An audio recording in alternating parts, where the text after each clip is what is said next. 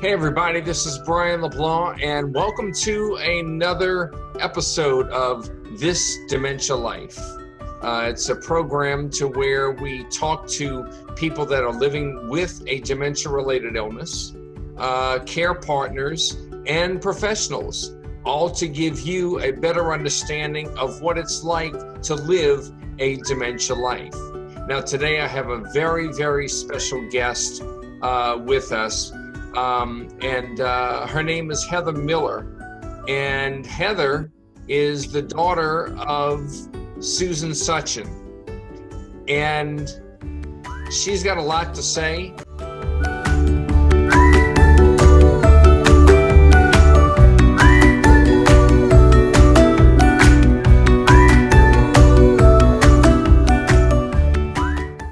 Heather, welcome to the show. Thanks for having me. I'm excited. I'm very excited to have you on. I've been wanting to do this since we started the show. A lot has happened since the start of the show, and we're going to get into that in a little bit. But first, I want you to tell us a little bit about Heather. I am a 40-year-old wife and mom of 4 kids aged 19 all the way down to 8. Right now I work part-time, and I did that so I could stay home with the kids, and then when mom got her diagnosis, it worked out well because then I could help her whenever she needed help. And that's pretty much it in a nutshell. That's all there is to Heather? I'm figuring out my new normal. Like, now that mom's not here, that has been my life for so many years, helping her. I'm trying to figure out what am I going to do next? Right. Heather, other than a mom and a wife and a care partner, I'm trying to figure it out. Well, I'm sure you'll do just fine. Okay, talking about your mom. Your mom was loved by so many.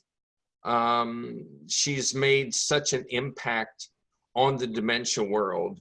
But, you know, I don't think that anybody would know about your mom as much as you and your aunt does, because y'all were there every day, day in, day out, morning, noon, and night.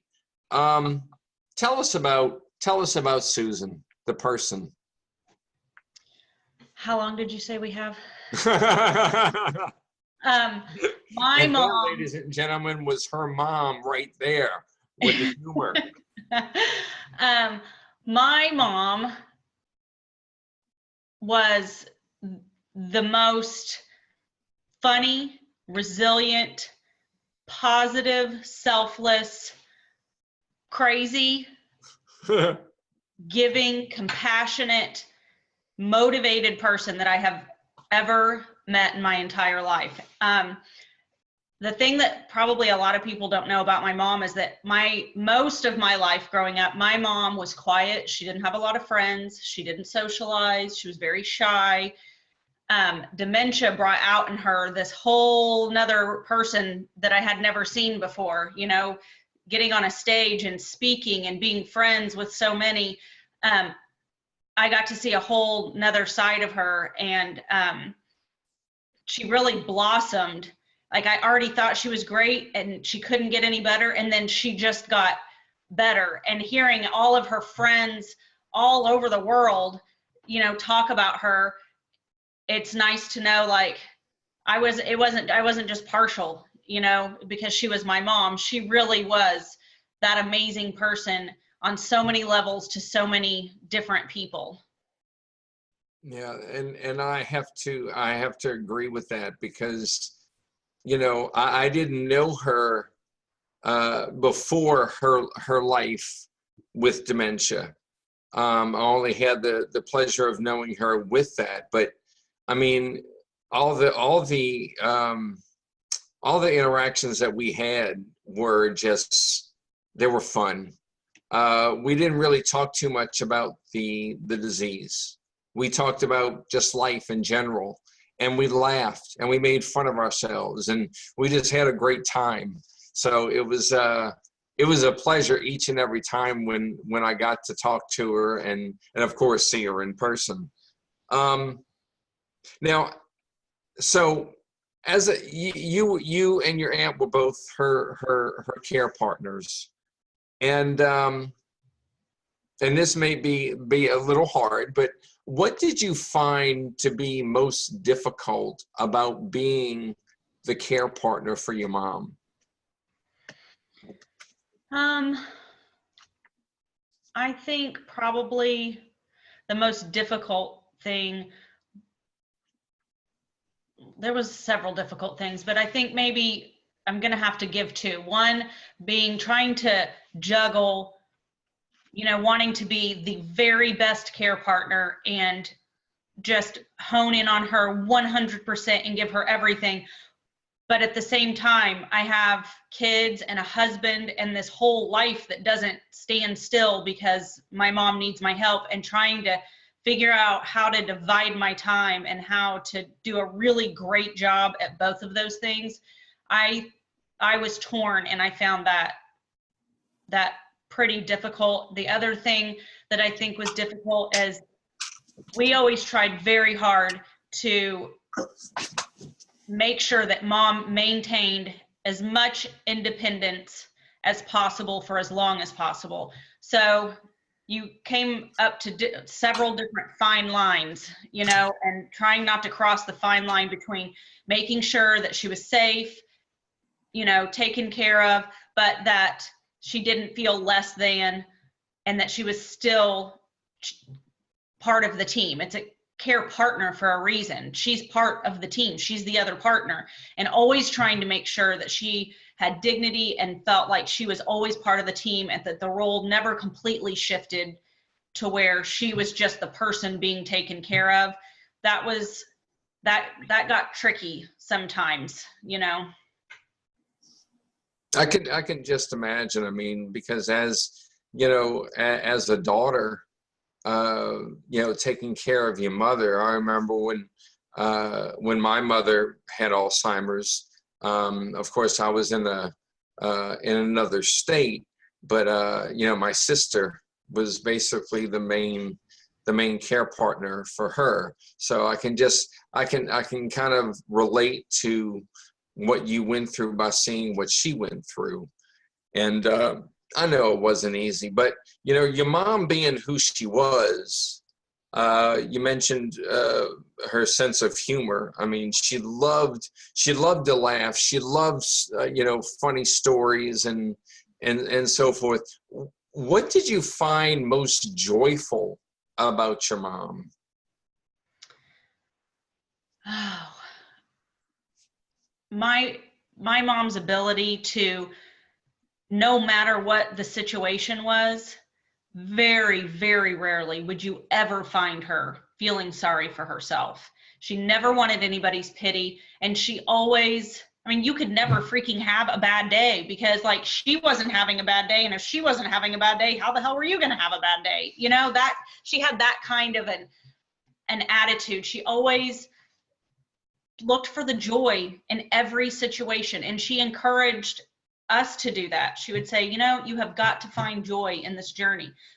Sometimes you're only going to find it in the smallest little things, but if that's all you can find it in during that phase, if you're in a valley, grab onto it and just focus on that, because you can't get overwhelmed by all the bad when there is always good. You just have to find it. She used to say that all the time, and I think that's pretty remarkable. She could have very easily been given her diagnosis and just fallen into a depression. I know some people do, and I'm not saying that she did not have to mourn her diagnosis in the very beginning. She did. It was hard. It was a tough pill to swallow. But once she did, she sort of just picked herself up and said, okay, so let's make the best out of this, And I think that I just don't find a lot of people that are good at doing that. I'm not. I try to follow her example, but she just naturally did it. It almost seemed like she didn't really have to try, and I think I was always amazed by it. Well, yeah, I can relate to that, because you know, living with a dementia related illness is no picnic, and you kind of have a choice of whether or not you want to uh, be down in the dumps about it all the time, or you want to be positive about it. You know, I know in talking with your mom that, you know, we both had the bad days, but it was funny because on my bad days, she brought me up. And on her bad days, I brought her up, and we did it through laughter. And that was the best thing. And when both of us were having a great day, it was just nothing but a laugh fest. And that just made me feel, you know, wonderful about that. So I can just imagine, you know, how it was seeing her go through the many changes as she did. But tell us about, you know, without going into too much, but tell us about her last days. She still had that sense of humor, didn't she? She had a sense of humor my entire life. Like, that's one thing that dementia could never steal from her. She always maintained her sense of humor. Sometimes she might not get a joke the same, you know, she wouldn't catch it. But Right. as far as trying to, like, our whole family does that. Like, if you can't laugh at yourself, I mean, how are you going to get through tough times? We use humor to get through tough times. And Lord knows the last 4 years we saw a lot of tough times. So there was also a lot of laughter. Nobody could ever laugh at her. She was already always laughing at herself. The first one to make fun of herself, or, you know, she had the PPA. So if she would get tripped up on her words, she'd be the first one that folks, and she'd like do the ending of a cartoon, or she'd just twist it into something else, no relation to what you were talking about. And she'd say, well, and that's that. And if she couldn't think of what she was saying, you know, she was always able to laugh at herself, which also made other people feel comfortable, especially people that weren't around her a lot. You know, people don't know what to do when you can't find your words, or you're not quite sure what she just said. So she was always thinking about everyone else, and she could read the look on someone's face. And so she'd just go right into a joke. They'd laugh, she'd laugh, and break the ice. No one felt uncomfortable. She used humor for all kinds of things all the time. It was just a core part of who she was. Now, you mentioned your family, your husband and your children and so forth. Now, your husband, correct me if I'm wrong, but he was working three different jobs in order to keep things going in your household so that you could take care of your mom and not have to work. Is that correct? Yeah, he started out doing three, but then once I moved into my mom's house, he really it wasn't possible for him to do that third one anymore. But he did work two jobs and was the taxi driver, the chef, the referee, you know, the housekeeper. He did everything while I was gone. And if it wasn't for him, there's no way I could have taken care of my mom the way that I did. He was the behind the scenes person, making sure that it was possible for me to provide the level of care and support that I did for my mom. If it wasn't for Josh, none of it could have happened. I mean, I have a whole family. Somebody has to keep that going. And he really just stepped up to the plate, never made me feel guilty. He always would say, Heather, you're just right where you need to be. You just, you know what, you just do whatever you need to do for your mom, and you don't worry about stuff over here. I couldn't have asked for anything more from him. He was really, really, really amazing. That, you know, that just goes to show that when someone in a family like yours has an illness, it's not just basically the people that get the, I don't want to say attention, but that's a I can't think of a different word. You know, one person always seems to get the attention of everyone, but no one sees the behind the scenes. No one sees the man behind the curtain. And in this case, it was Josh who was kind of holding everything together at the home front so that you were able to do to take care of your mom. And, you know, but your aunt, you know, your aunt was right there with you. Could you tell us a little bit about that relationship? It's really just the most beautiful thing, I'm going to try not to cry, that I've ever had the honor to be a part of. The way our family came together was just, you know, because there was a lot of tension before Mom had her cancer diagnosis, and there was hard feelings, and we were not singing Kumbaya like one big happy family. But as soon as we knew there was the cancer, she wasn't doing treatment, it was just like everyone put everything aside. Nothing mattered other than, what does Mom want to do? How can we support her and what it is she wants to do? And that's what we did in the beginning. You know, my aunt and I, we would like sort of take shifts. My aunt would work during the day and I would be there, then I would leave. My aunt would come home from work, you know, and in the background was always my uncle. He's retired and he stayed at home, but as Mom got worse and needed more and more help, he was the one doing all the grocery shopping, just setting food in front of us, saying, hey, here's food, doing all the cleaning, the cooking, the grocery shopping, paying all the bills. Like, he kept the house going. So we literally, my aunt and I, all we had to do was just focus on Mom every single day.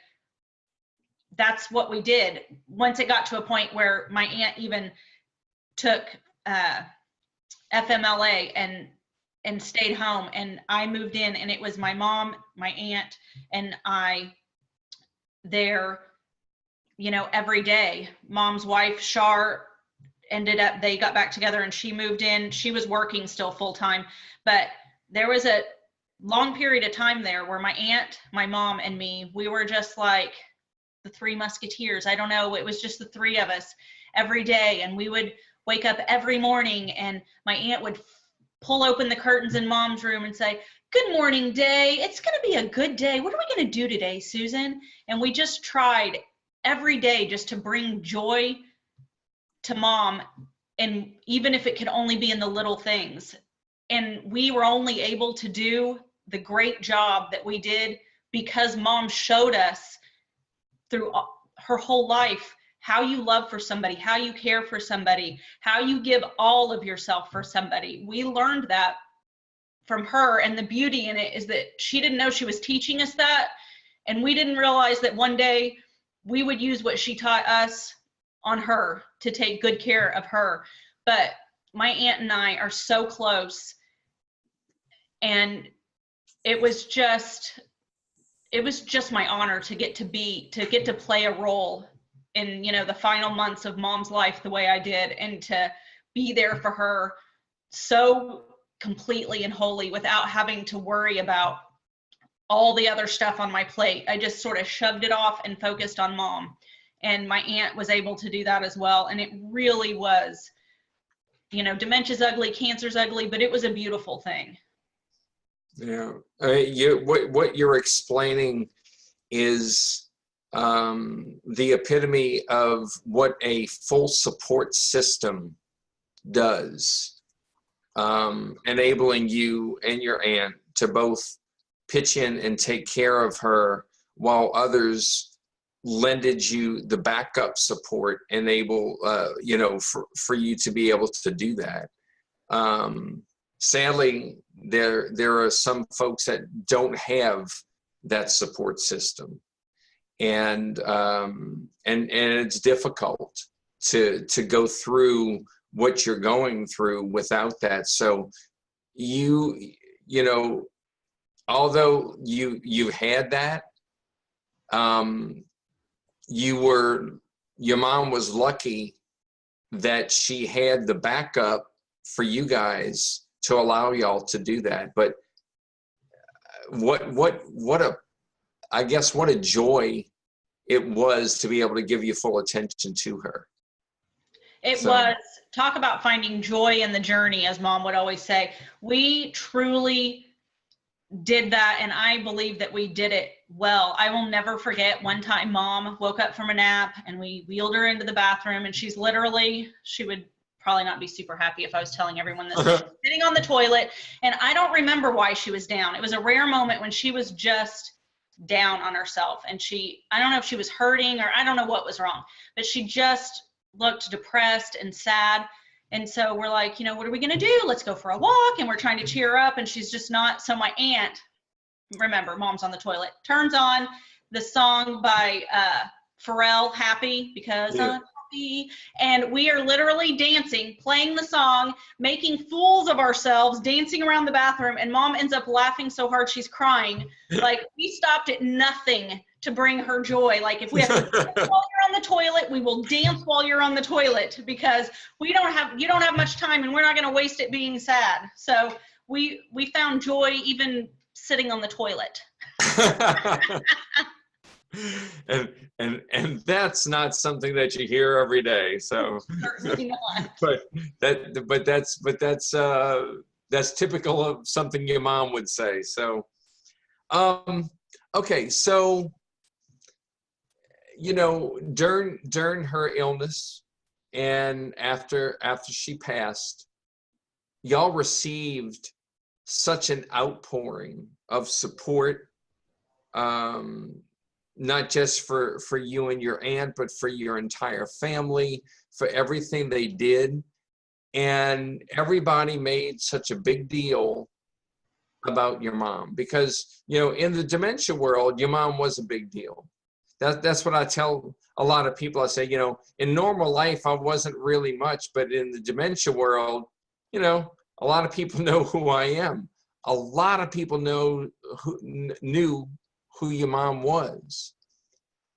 How do you think she feels and she felt about everybody making such a big deal about her? She never could really understand it or grasp it. I don't think she ever fully realized completely what a big deal she was. She got an award from DAI, and she was just totally floored. I don't know why they gave it to me. I'm like, well, Mom, you have an ability to reach everyone. You can connect with everyone on some level. That's a gift, and you work hard. You do a lot of good work, in the dementia community. And she was like, well, I guess. And she starts listing names. Well, they could have given it to, and they should have given it to, there was always somebody that was better or doing more. And she just never really thought that, she knew she did a good job. She was proud of the work she did, but she didn't have herself up on the sort of platform, so to speak, that I think a lot of people do. She didn't admire herself the way other people admired her, but she did tell me, and I hope everybody, all of her friends hear this, she did tell me more than once. She took my hand and she said, Heather, someday when I'm gone, all these people, they will rally around you and they will be there for you because they are good people and they love you. So you let them do that. You let them be there for you. And she was absolutely right. It has been overwhelming, the number of phone calls, text messages, Facebook private messages, Zooms that I've been invited to attend. I can't even keep up with all of it. And I'm certain there are people that I have not got back to because somehow they fell through the cracks when all of these people were reaching out to me. It's just overwhelming how many people loved her so much that they would extend a hand out to me and want to be there for me and my family. It makes me want to be a better person. It makes you think, when you're not here anymore, what will people say about you? Would this many people step up and be willing to be there for my husband and my kids? I don't know. It makes you want to be a better person, the kind of person that Mom was. I would say that, thanks for making me cry.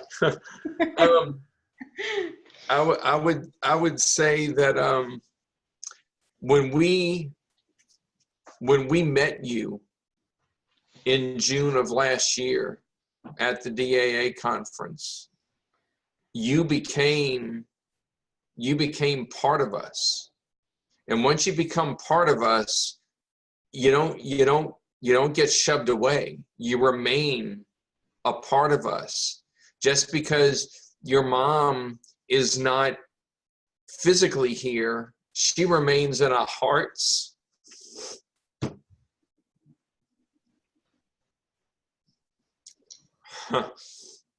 I told myself I wasn't going to do this. She remains in our hearts and in our minds and will forever. But you're right there. You're right there with us. And you will be, always. I hope to see you at things in the future. If it's somewhere where you can get, even if you join us through video or anything, you're more than welcome. You would be such a wonderful addition to anything that we have. You will not be forgotten. She was right. She was right. So don't ever think that it's going to be for just because she's not here, you're not here. You're both going to be within us forever. So it has been an honor to be accepted into Mom's inner circle, which is a big freaking circle of friends. Because I can't speak for anybody else, but I know for Mom, she was very protective of her friends, of the dementia community, of those with a diagnosis. Not that she didn't respect care partners or think that, a lot of work needs to be done in that area as well, but she really focused on you guys, the people with a diagnosis. And there's a lot of closed groups. And so I was very nervous when I first started traveling with her. Like, are they going to be like, oh, here's her care partner? Like, can't go anywhere without her.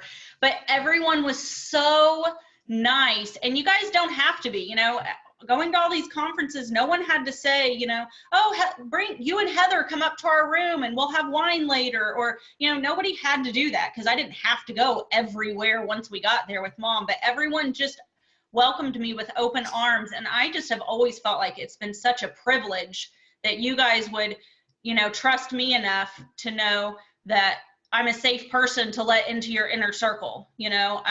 I'm very honored that you guys would consider me a friend. Well, it doesn't hurt that you have just a little tiny bit of a great personality. So, that kind of helped along. So, okay, my last question, and I always ask this question. So what do you foresee, or what is your hope for the future in both the dementia world and the non-dementia world? My hope for the future, for one, that I can just do a good enough job of keeping my mom's voice alive and keeping her work going, and that it doesn't ever die, because I promised her I would do that. That's super, super important to me. I really, really, really want to see something that crosses both worlds, more awareness. I want it to just be a household term, like everybody knows what Alzheimer's is. I want people to realize it's not just Alzheimer's. I want people to realize, and doctors to realize, that when you're 45 and you have, these personality changes, or your inability to do math, or, your reasoning isn't quite right anymore, that you're not, anxious, you're not depressed, like maybe it's dementia. Let's look into that. So faster, more proper, diagnosis. I unfortunately have met too many people in the last couple of years where, they're in their 40s and they can't seem to get a diagnosis for several years. And that really bothers me, because when you know better, you can do better. But if you don't know what you're dealing with, you don't know how to handle it and what to do. And in the meantime, families fall apart and jobs go by the wayside and lives are torn apart. So that's something that's super important to me. And, not in the dementia world, I hope that I quickly get to a place where I can, talk about my mom and it doesn't make me cry, and then I can just remember her and it's nothing but joy, because it's super hard doing this life without her. So I'm like, just want to hit the fast forward button and get to that part. So you'll get there. It'll happen. It'll get there. So I just hope I can keep doing whatever little things I can do, whatever anybody will let me be, a part of in the dementia world, to keep Mom's voice alive and to help you guys with your plight and all the things that you're trying to do, from a care partners, from my side of it, anything I could do to be of any support for any of you guys, I'm always here and eager and ready to do anything I can to help. Heather, that's music to a lot of people's ears. So just to hear that. So listen, I want to thank you for joining me today. I know the conversation was not easy, but it helps people to understand what went on, what's going on now, and what you're going to be faced with in the future. It's opening a lot of people's eyes. So you are taking up where your mom left off, is just bringing more awareness. And hopefully this will not be the last conversation that we have on here. I plan on revisiting you later on and see how things are, and find out what's new in your life. So thank you so much for being here with us. Oh, thank you. And I look forward to doing this again. All right. Thank you, Heather. Bye. I just want to thank all of you for watching. This has been another episode of This Dementia Life. Today's guest was Heather Miller, the daughter of Susan Suchan. And it's Suchan, not Suchan, not Suchan. It's Susan Suchan. So a lot of people mispronounced her last name. So, but thank you for joining us, and we hope to see you next time right here on This Dementia Life.